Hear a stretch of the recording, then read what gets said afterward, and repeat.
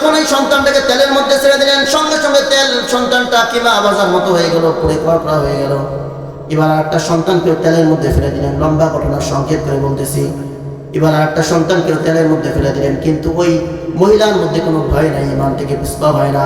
আর ওই মুহূর্তে যদি আমি আপনি থাকতাম, বলেন তো কি অবস্থা হইতো? পরে যদি ভাবতাম যে আহমের মতো মোটামুটি করে একটু খোদা মানি যাতে আমাদেরকে বাঁচাই দেয়, পরে ওদিক দূরে চলে যাবো, আমরা এটাই ভাবতাম যে পরে দরকার তাবলিগে চলে যাবো, গাড়ি ফুটা নেই, কিন্তু অন্তত আহম বাইসে যেত। একটা মুহূর্তের জন্য যারা প্রকৃত ইমানের দাম বুঝতে পারছেন, তারা জীবন দিচ্ছে, তো ইমান থেকে পিছপা হয় নাই। যখন ফিরাউন ডাকতে বললেন, ও হাফেজ মাওলানা সাজ্জাদ হুসাইন এই পর্যায়ে কোরআন এবং হাদিস থেকে আলোচনা পেশ করছেন হাফেজ মাওলানা সাজ্জাদ হুসাইন নড়াই।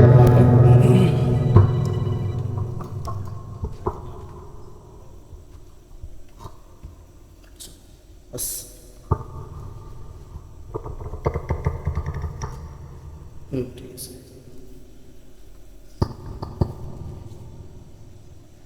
রিভাব দেন, রিভাব দেন।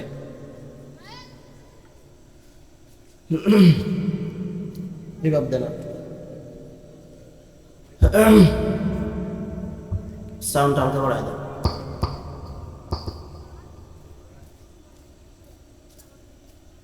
আসসালামু আলাইকুম ওয়া রাহমাতুল্লাহি ওয়া বারাকাতুহু।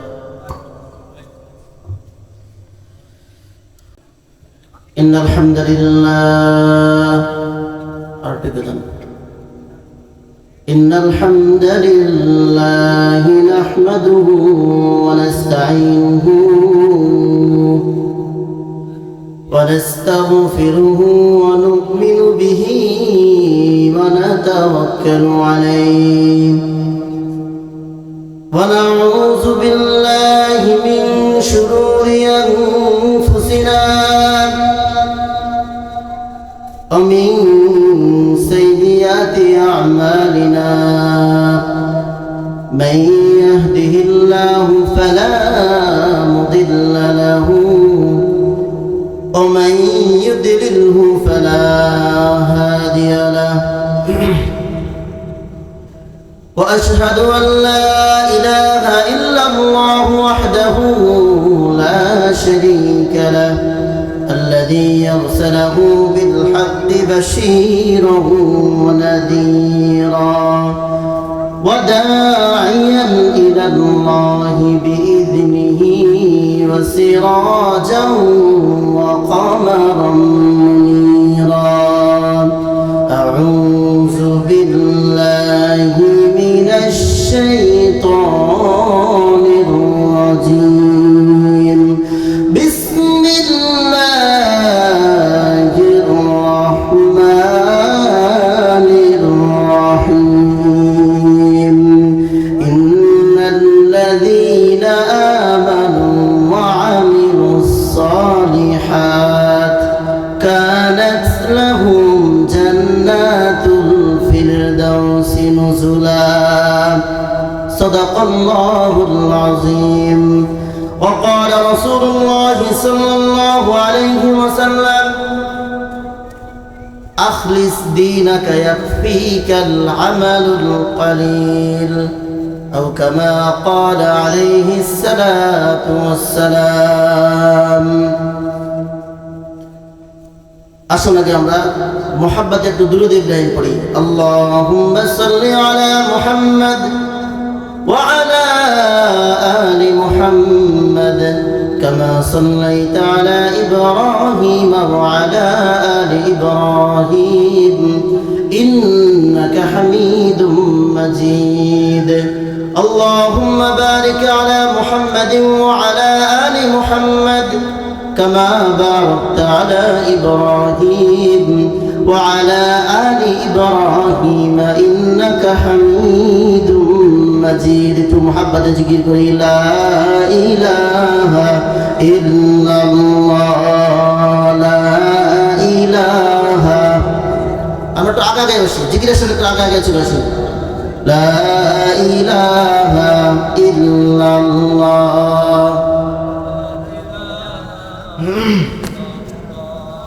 لا إله إلا الله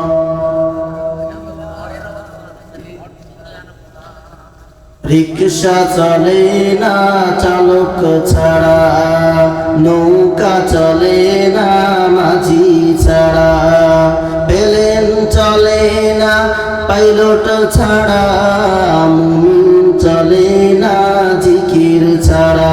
জোরে লা ইলাহা ইল্লাল্লাহ।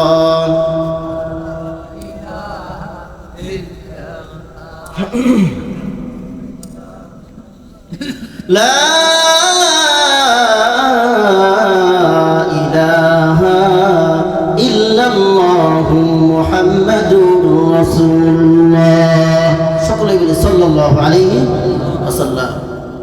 আসুন আগে আমরা সেই মহান রব্বুল আলামিনের দরবারে শুকরিয়া আদায় করে নেই, যেই মহান মালিক, এই সুবিশাল বিস্তীর্ণ আকাশের মালিক, সুজলা সুবলা সবুজ শ্যামল এই দুনিয়ার মালিক, ব্যস্ত দুজকের মালিক, সেই মহান রব্বুল আলামিনের দরবারে শুকরিয়া আদায় করে নেই, যেই মহান মালিক আমাদেরকে আসমান এবং জমিনের মাঝখানে শ্রীগাল কুত্তা জানোয়ার না বানাইয়া মানব বানাইলেন।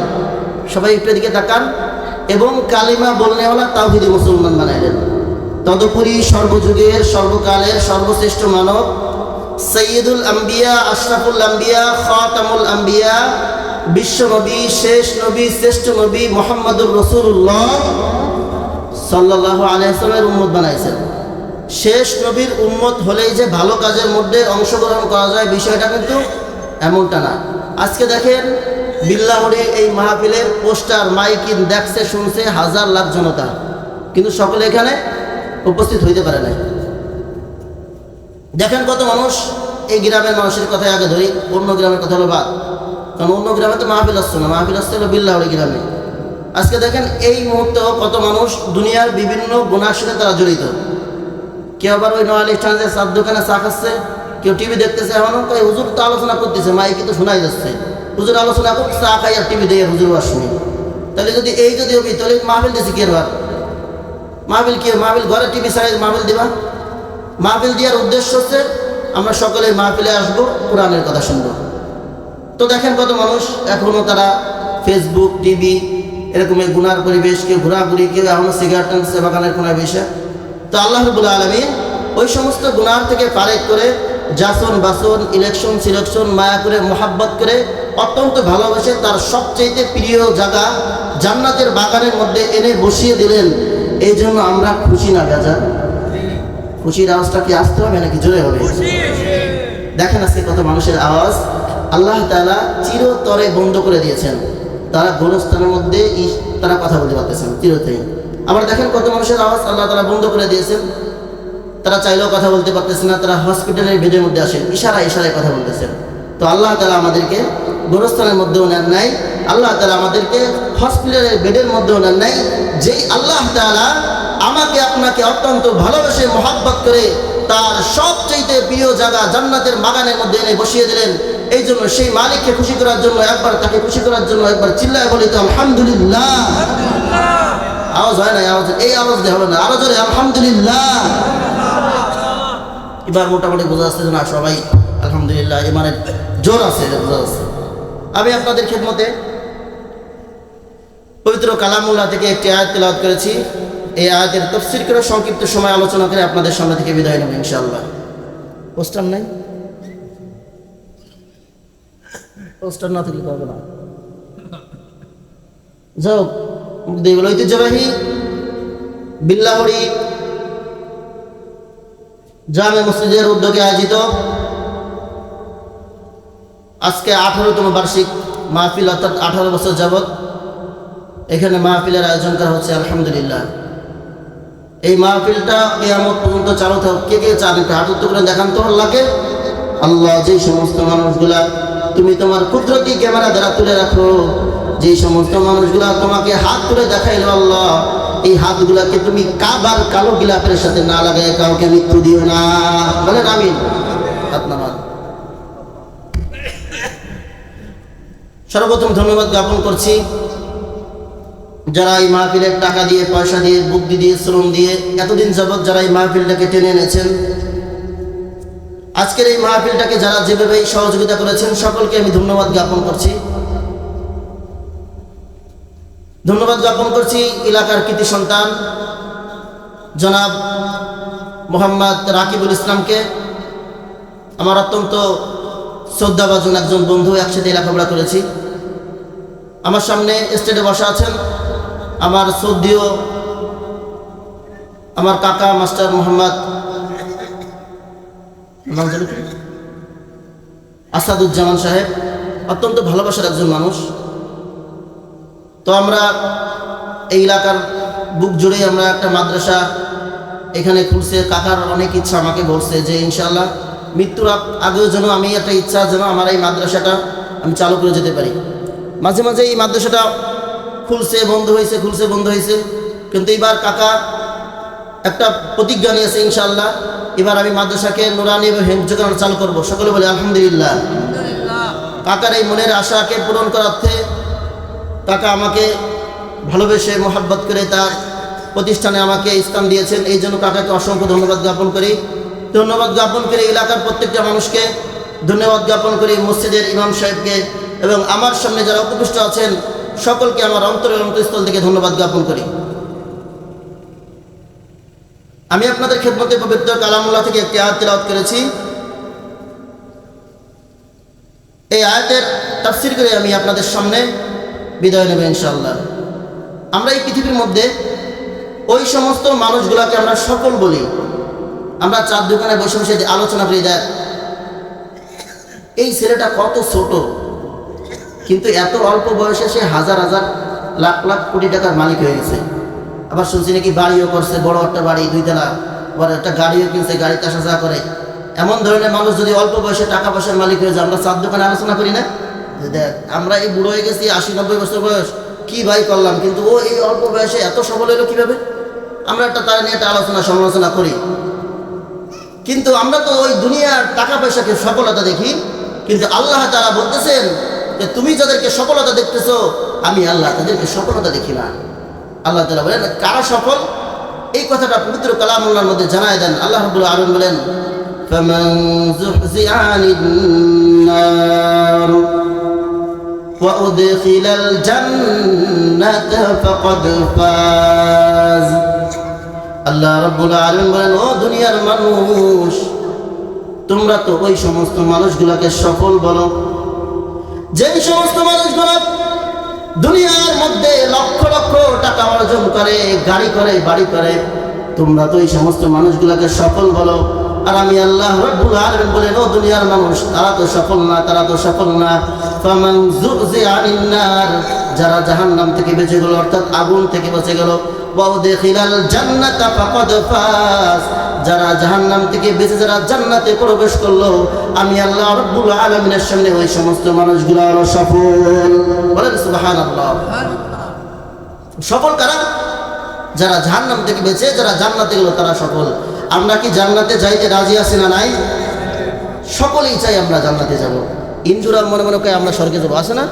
হিন্দুরা কি আমরা স্বর্গে যাব, খ্রিস্টানরা কি আমরাও স্বর্গে যাব, মুসলমানরা আমাদের প্রত্যেকের আশা যে মরে গেলে জান্নাতে যাব। সে গুনাহগার যতই করি না কেন সকলেই আশা থাকে। কিন্তু আল্লাহ রাব্বুল আলামিন তার নবীজি জানায় দেন যে তোমরা জান্নাতের জন্য আল্লাহর কাছে দোয়া করবা এবং তোমরা দোয়া করার সময় জান্নাতুল ফিরদাউসের দোয়া করবা। কেন দোয়া করবা জান্নাতুল ফিরদাউসের? এটাও আমাকে আপনাকে আমাদের নবীজি জানায় দেন যে আল্লাহ রাব্বুল আলামিন এই পৃথিবীর মধ্যে কয়েকটা বস্তুকে নিজের কুদরতি হাত দ্বারা সৃষ্টি করেছেন। এর মধ্যে জান্নাতুল ফিরদাউসটাকে নিজের কুদরতি হাত দ্বারা সৃষ্টি করেছেন। এই জন্য তোমরা জান্নাতুল ফিরদাউসের জন্য আল্লাহর কাছে দোয়া করবা। জান্নাতুল ফিরদাউস পয়গম্বর আরবি আমাদেরকে জানায় দেন আল্লাহ রাব্বুল আলামিন এই পৃথিবীর মধ্যে কয়েকটা জিনিসকে নিজের কুদরতি হাত দ্বারা সৃষ্টি করেছেন। এর মধ্যে জান্নাতুল ফিরদাউসটাকে নিজের কুদরতি হাত দ্বারা সাজিয়েছেন। আল্লাহ রাব্বুল আলামিন বলতেছেন ইন্নাল্লাযীনা আমানু ওয়া আমিলুস সালিহাতি কানাত লাহুম জান্নাতুল ফিরদাউসি নুজুলা। আল্লাহ রাব্বুল আলামিন বলেন ইন্নাল্লাযীনা আমানু, নিশ্চয়ই যারা ঈমান এনেছে, তারপরে বললেন ওয়া আমিলুস সালিহাত, যারা ঈমান আনার পরে যারা সৎ কাজ করছে, নামাজ পড়ছে, রোজা রাখছে, হজ করছে, যাকাত দিছে, যখন বিল্লাহরি মাহফিল দিয়েছিল তখন তারা অন্য কোথাও করে নাই, অন্য কোথাও না ঘুরে, তারা বাড়ির বাইরে না ঘুরে, তারা গুনার পরিবেশেতে না জড়াইয়া তারা আল্লাহকে ভালোবেসে মহব্বত করে তারা জান্নাতের বাগান বিল্লাহরি কবরস্থান বিল্লাহরি এরকম ভাবে মাহফিলের সামনে এসে বসে গিয়েছিল। আল্লাহ রাব্বুল আলামিন বলতেছেন, যারা ঈমান আনার পাশাপাশি এই ভালো কাজগুলো করেছে আমি আল্লাহ রাব্বুল আলামিন তাদেরকে জান্নাতুল ফেরদাউসের মেহমান দাঁড়ি করাইয়া আমি আল্লাহ রাব্বুল আলামিন তাদেরকে জান্নাতের মধ্যে প্রবেশ করাইয়া আমি আল্লাহ নিজে তাদেরকে জান্নাতের মধ্যে মেহমানদারি করাবো। দুইটা জিনিস শর্ত দিলেন, কয়টা? এক নম্বরে ঈমান আনতে হবে, দুই নম্বরে ওয়ামিলুস সালিহাত, সৎ কাজ করতে হবে, নেক কাজ করতে হবে। যারা দুইটা কাজ করতে পারবেন, ঈমান আনার পরে যারা সৎ কাজ করতে পারবেন, আল্লাহ রাব্বুল আলামিন তাদের জন্য জান্নাতুল ফেরদাউস দিবেন। তার মধ্যে বলা হলো এক নম্বরে ঈমান আনতে হবে। কি আনতে হবে? ঈমান আগে। আল্লাহ তাআলা ঈমান আমলের আগে ঈমানের কথা বললেন, আমলের আগে ঈমানের কথা বললেন। তার মানে আমাকে নামাজ কালামের আগে সর্বপ্রথম ঈমানটাকে মজবুত করতে হবে। এই যে দেখেন না, ঈমান আজকে ইহুদি খ্রিস্টানরা তারা মুসলমানদের ঈমানকে তারা কিনে নিয়ে যাচ্ছে। কিভাবে? দেখবেন উত্তরবঙ্গের দিকে যায়, দেখবেন ইহুদি খ্রিস্টানরা তারা মুসলমানদেরকে, দুর্বল যারা আছে, টাকা নাই পয়সা নেই, দুর্বলভাবে জীবনযাপন করতেছে, ওই সমস্ত মানুষদেরকে তারা বোঝায় বোঝায় ঈমান কিনতেছে। কিভাবে? বলতেছে, শোনো, যারা মুহাম্মদ রাসূলুল্লাহ সাল্লাল্লাহু আলাইহি সাল্লামকে শেষ নবী মানার পরে তারা বলতেছে ঈসা আলাইহিস সালাম হচ্ছে এই পৃথিবীর শেষ নবী, যারা ঈসা আলাইহিস সালামের সাথে থাকবেন তারা হবে জান্নাতি, আর যারা ঈসা আলাইহিস সালামের সাথে থাকবেন না তারা হবে জাহান্নামী। বলেন নাউজুবিল্লাহ। আসলে আপনারা এখন বলেন তো, আপনাদের কাছে প্রশ্ন, আমাদের নবীজি মুহাম্মদ রাসূলুল্লাহ সাল্লাল্লাহু আলাইহি সাল্লামকে শেষ নবী মানার পরে যদি কোনো মানুষ ঈসা আলাইহিস সালামকে শেষ নবী মানবে, মানে তাদের কি ঈমান থাকবে কি থাকবে না? বলেন, তাদের ঈমান থাকবে। তারা ঈসা আলাইহিস সালামকে শেষ নবী মানার পরে এরপরে তারা যতই আমল করুক, ওদের আমল কোনো কাজে আসবে? বিন্দু পরিমাণ দাম নাই। তারা বলতেছে যে এইভাবে তারা ঈমানকে খরিদ করতেছে। দেখবেন ইহুদি খ্রিস্টানরা আমার আপনার আমলের উপর আঘাত করে না, ইহুদি খ্রিস্টানরা আমার আপনার ঈমানের উপর আঘাত করে। দেখবেন মাঝে মাঝে ইহুদি খ্রিস্টানরা মুসলমানদের নবীজিকে নিয়ে তারা কটূক্তি করে, দেখে যে মুসলমানদের ঈমান ঠিক আছে কিনা। যখন রাসূল সাল্লাল্লাহু আলাইহি ওয়াসাল্লামের শান সম্পর্কে আঘাত করার পর মুসলমানরা ফুসলে ওঠে, ইহুদি খ্রিস্টানরা বুঝতে পারে যাক মুসলমানদের ঈমান এখনো তাজা আছে। আর যদি মুসলমানদের ঈমান নিয়ে এরকম ভাবে কটূক্তি, মানে রাসূলকে নিয়ে কটূক্তি করার পর মুসলমানরা যা কইছে কইছে, আমরা তো কই নেই, রাসূলকে কইছে, এই নিয়ে যদি চুপ থাকে মুসলমান, তখন ইহুদি খ্রিস্টানরা বলে যাক ও মুসলমান, ওগুলো একবারে দুর্বল, ও দিয়ে কোনো কাজ নাই, ওরা যত আমল করে করুক, ও আমল দিয়ে কোনো উপকার নাই, ওরা একটা জান্নাতে যাইতে পারবে না। তার মানে কি? ঈমান নাই। এই জন্য দেখবেন ইহুদি খ্রিস্টানরা সর্বপ্রথম মুসলমানদের ঈমানের উপর আঘাত করে। এই জন্য আমার আপনার ঈমানকে হেফাজত করতে হবে, ঠিক না? আমার আমলের আগে ঈমানকে মজবুত করতে হবে। কেন মজবুত করব? কারণ আল্লাহ রাব্বুল আলামিন বলতেছেন, ও মুমিন, আমি আল্লাহ রাব্বুল আলামিন তোমার ঈমানের বিনিময়ে আমি অনেক আগে তোমার কাছে জান্নাত থেকে বিক্রয় করে দিয়েছি। আসলে ঈমান তো আমরা অনেকে আনছি। আমার বাবা ছিল মুসলমান, আমার দাদা ছিল মুসলমান, আমিও মুসলমান। সে ওর সাথে ভাবতেছি আমার দাদা আমার ঈমান দিয়ে গেছে, আমার বাপ থেকে আমি পাইছি। আমি যতই গুনাহ কাজ করি না কেন আমার ঈমান কখনো শেষ হবে না।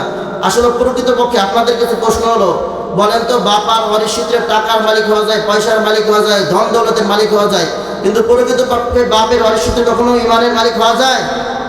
কখনোই যায় না। কারণ ঈমান তো আল্লাহ তাআলার পক্ষ থেকে আমার আপনার জন্য সবচেয়ে দামি নিয়ামত ঈমান।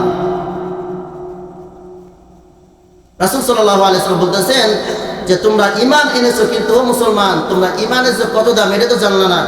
এখন বলবেন হুজুর একটু ঈমানের দামটা বলে দিয়ে যান। ঈমানের দাম রাসূল সাল্লাল্লাহু আলাইহি ওয়াসাল্লাম বলতেছেন, বিশ্বনবী সাল্লাল্লাহু আলাইহি ওয়াসাল্লাম বলেন, একটু খেয়াল দিয়ে বোঝার চেষ্টা করেন।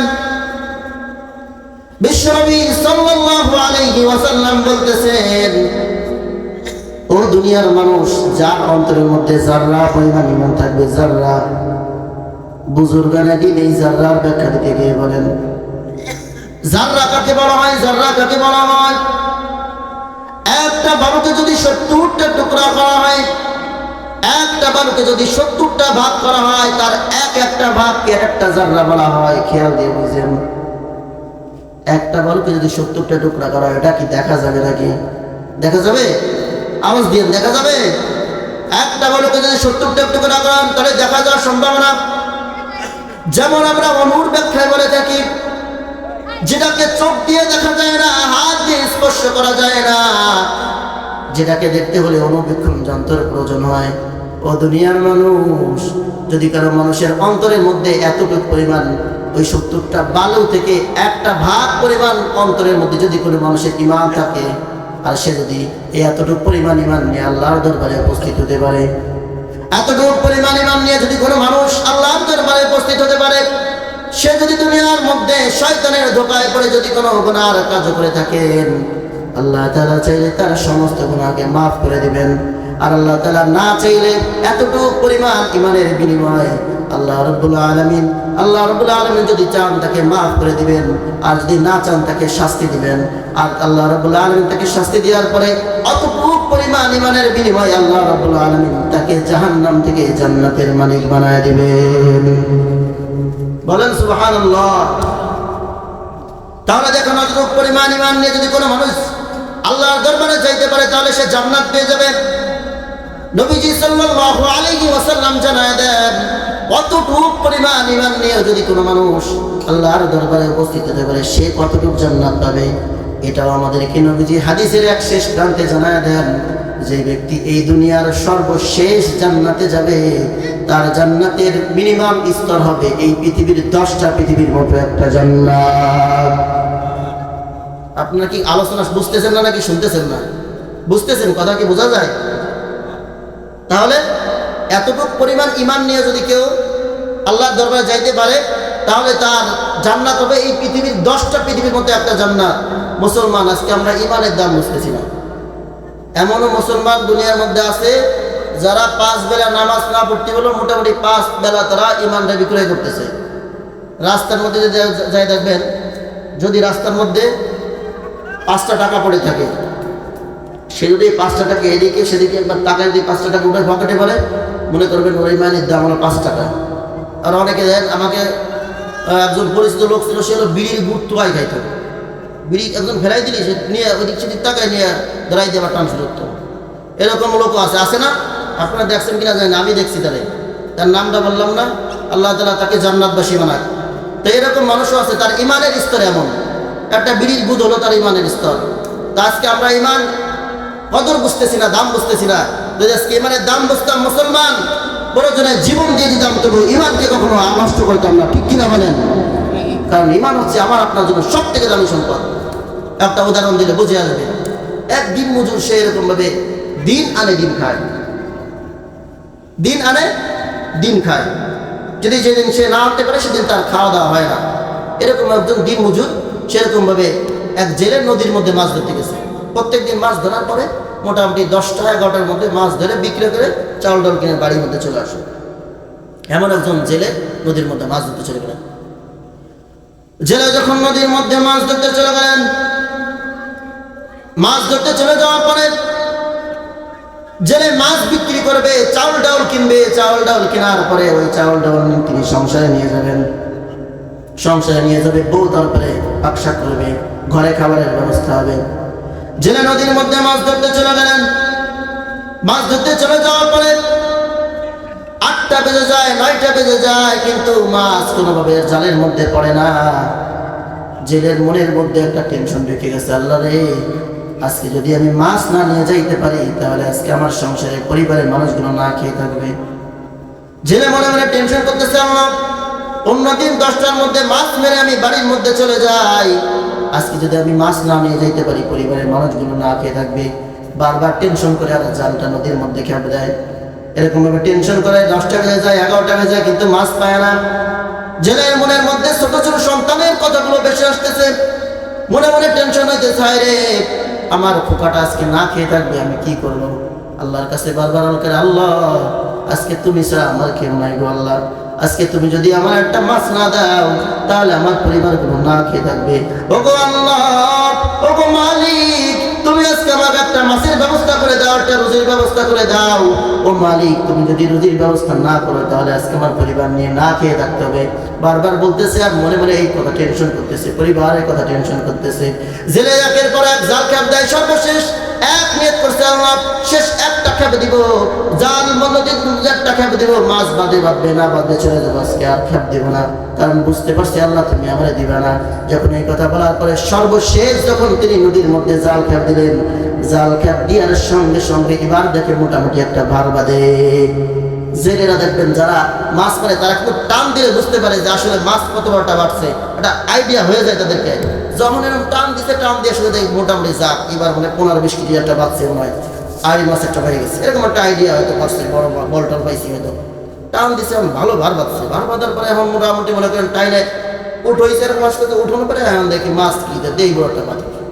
জেলেকে একই কায়দা আল্লাহ তারা দিত না এক বাপ লাশ একটাও দিচ্ছে, দিত না এক বাপ, কিন্তু এই পাথর একটা দিলে দেখিয়ে এলো। জেলে এখন মনে মনে ভাবতেছে যাক আল্লাহ তারা যেহেতু পাথর দিয়ে খুশি, আমি জেলে নিয়ে খুশি। পাথরটা কি এলো মাথায় করলো আর জালটা এক কাঁধে বাঁধে বাড়ি পথে রওনা। বাড়ি পরে নেওয়ার পরে এখন বৌদিকে কি কেউ মাছ কো সদাই বোধাই কো, তোকে আজকে বউ পাল মাছ সদাই বোধাই কিছু পাই নাই, আজকে এরকম ভাবে না খেয়ে থাকতে হবে। যাক বউটা মেনে নিচ্ছে, পাথর অংশ কে বউ ফেলাই চেষ্টা করলো না পানিতে, তো কি যাক আল্লাহ তালা দিচ্ছে নিয়েছি, যা করবা করো। বৌদি এনে কি করবি, ঘরে ওঠার সময় আগে দেখতেন আপনার মুরব্বী এখনও দেখা যায় না, সিঁড়ি হয়ে গেছে পাকা সিঁড়ি, এখন ওগুলো প্রচলন নাই। এই ঘরে ওঠার সময়টার জন্য কি বলে আপনার বলেন তো, উটা হ্যাঁ ধন্যবাদ, উটা এই সময়টা ওই ঘরে ওঠার সময় উটা দিয়ে রাখছে। হ্যাঁ ও বয়স আমার নাই, সবাই আমরা বলো পেয়ে গেছে, উটা টুটা আর কেউ দেয় না। তা কি করলো, উটা বানায় রাখছে। উটা বানায় রাখার পরে এখন হঠাৎ একদিন ওইখান দিয়ে একজন জৌহরি যাচ্ছে, জৌহরি যে সোনা মণিমুক্তা হীরা জৌহরি দামি দামি জিনিসগুলো কেনে, এরকম একজন লোক ওইখান দিয়ে যাচ্ছে। যাওয়ার পরে হঠাৎ এখন ওই জৌহরি ওই পাথরের দিকে নজর গেছে, নজর যাওয়ার পরে ডাক দিয়ে বলতেছে এই বাড়ির মালিককে, বলতেছে জেলে ঘর থেকে বেরিয়ে এসে বলতেছে আমি জেলে, আমি হলাম এই বাড়ির মালিক।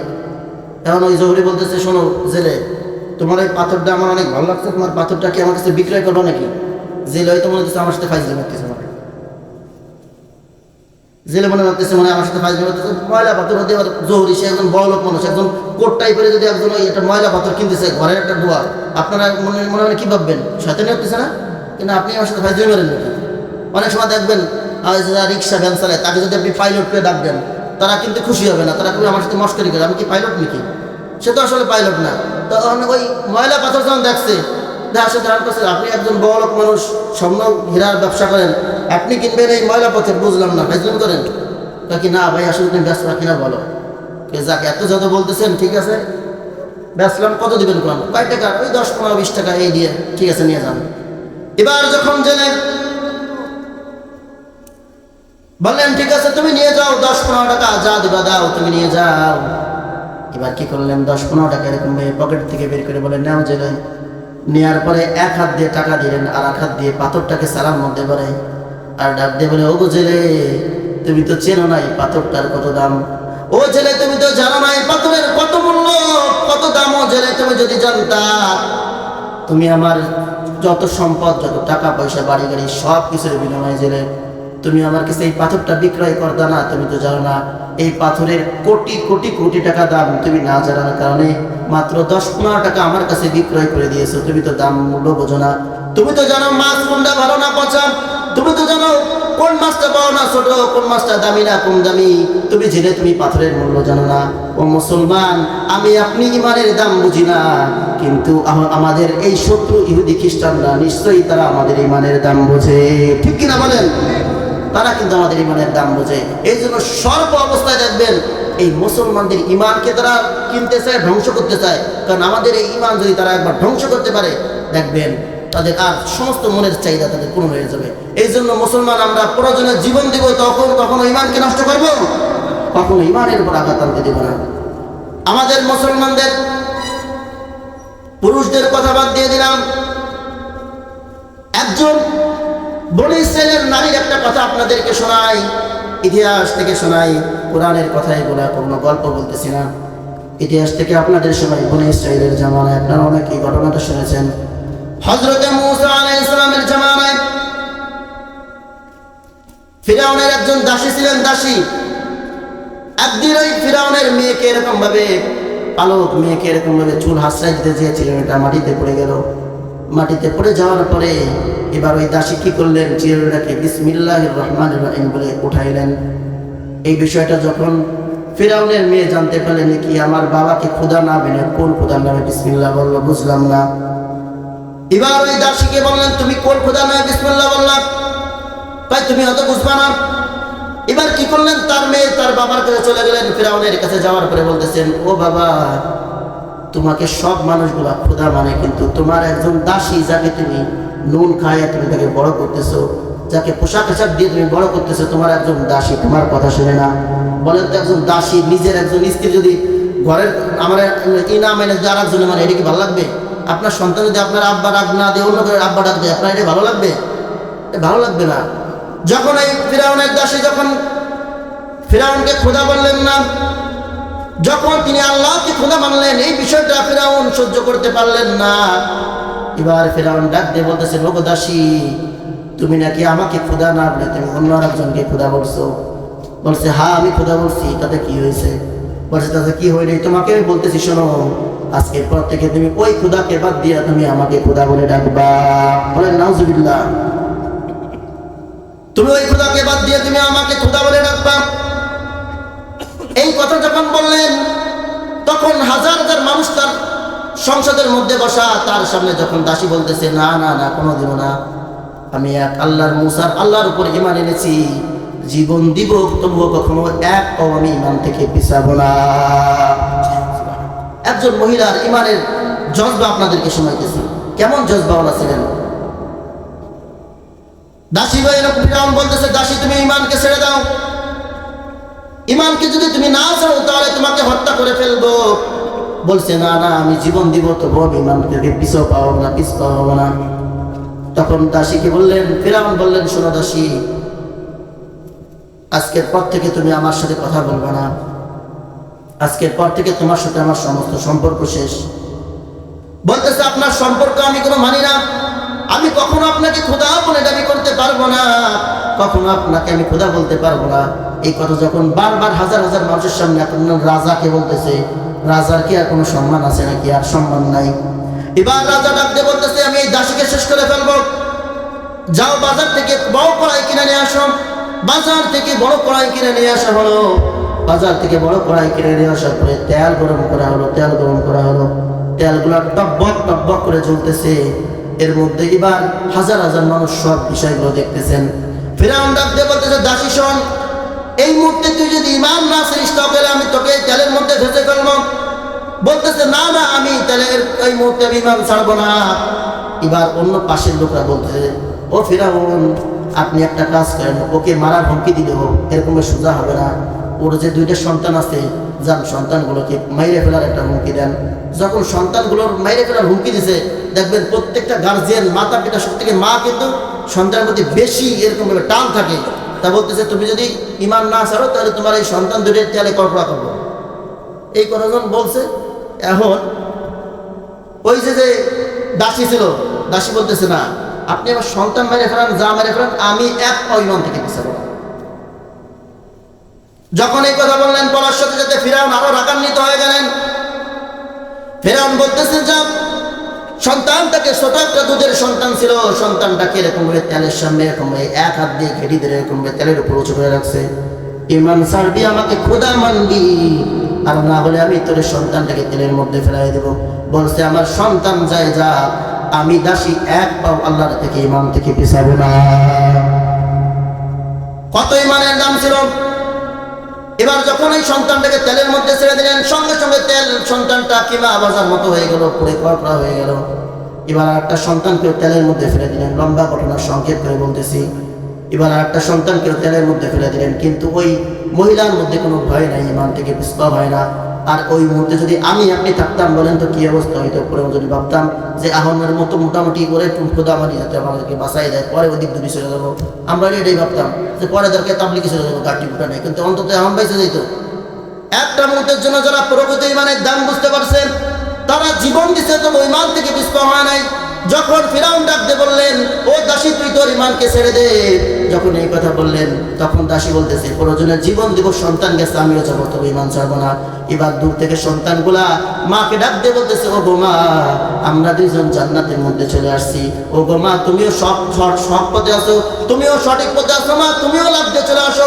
যখন ওই মা এই বিষয়গুলো দেখতেছেন যে আমার সন্তানগুলা জান্নাতের মধ্যে উড়াউড়ি করতেছে, ওই মা কি করলেন, লাভ দিয়ে সে তেলের মধ্যে পড়ে তিনিও শহীদ বরণ করলেন। তারা দুজন মৃত্যুবরণ করার পরে ফিরাউনকে বলেছিলেন, ও ফিরাউন, আমরা যখন মৃত্যুবরণ করব, মৃত্যুবরণ করার সময় আমাদের তিনজন মা এরকম সন্তানগুলোকে এক জায়গায় কবর দিবা। কি করলেন, ফিরাউন তার কথাগুলোকে রাখলেন। তারা যখন তিনজন শহীদ হয়ে গেলেন, তাদের ওই লাশগুলোকে একটা জায়গায় এরকম গর্ত করে সেখানে পুঁতে রাখা হলো। বিশ্বনবী সাল্লাল্লাহু আলাইহি ওয়াসাল্লাম যেদিন মিরাজে গিয়েছিলেন, সেদিন হঠাৎ করে দেখেন একটা জান্নাতের সুঘ্রাণ আসতেছে। জিবরাইল আলাইহিস সালামকে ডাক দিয়ে বলতেছেন, ও জিবরাইল, এইখান দিয়ে এত সুন্দর জান্নাতের ঘ্রাণ কিভাবে আসতেছে? জিবরাইল আলাইহিস সালাম ডাক দিয়ে বলতেছেন, ইয়া রাসূলুল্লাহ, ইয়া হাবিবাল্লাহ, বনি ইসরাইলের তিনজন এরকম ভাবে মানুষকে এখান থেকে দাফন করা হয়েছিল, তারা ঈমানের জন্য জীবন দিয়েছিল। আল্লাহ রাব্বুল আলামিন তাদের কবর থেকে এখনো জান্নাতের ঘ্রাণ বের করেন, আর কিয়ামত পর্যন্ত তাদের কবর থেকে জান্নাতের ঘ্রাণ বের করবেন। বলেন না সুবহানাল্লাহ। আউলিয়ারা কার দুনিয়া ইখতিয়ার, জাহেলারা কার দুনিয়া মুখতিয়ার, আশিকারা মিল্লাত মাযহাব জুদাস, মাশুকারা মিল্লাত মাযহাব খুদাস। কি আমরা ঈমানকে মজবুত করব তো? ইনশাআল্লাহ প্রয়োজনে জীবন দিব, তবু কখনো আমাদের ইহুদি খ্রিস্টানরা আমাদের ঈমানের উপরে একটু আঘাত করলে কাউকে ছাড় দেবো না। চিল্লায় বলেন ঠিক কিনা? ঈমানের জন্য প্রয়োজনে জীবন দিব। আল্লাহ রাব্বুল আলামিন যত কথাগুলো আমি বললাম, সর্বপ্রথম আমাকে আমল করার তৌফিক দান করুক, এরপরে আপনারা যারা শুনছেন সকলকে আমল করার তৌফিক দান করুক। প্রত্যেকটা মানুষকে আল্লাহ তাআলা ঈমান নিয়ে কবরে যাওয়ার তৌফিক দান করুক। সকলেই চিল্লায় বলেন আমিন। ওয়া আখিরু দাওয়ানা আলহামদুলিল্লাহি রাব্বিল আলামিন। ওয়া মা আলাইনা ইল্লাল বালাগ।